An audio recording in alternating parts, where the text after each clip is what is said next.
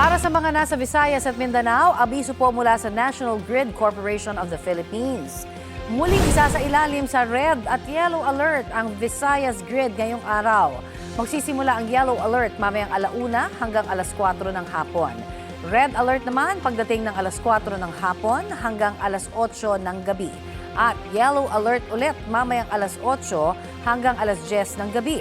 Ayon sa NGCP, 26 na planta na sa Visayas ang hindi gumagana.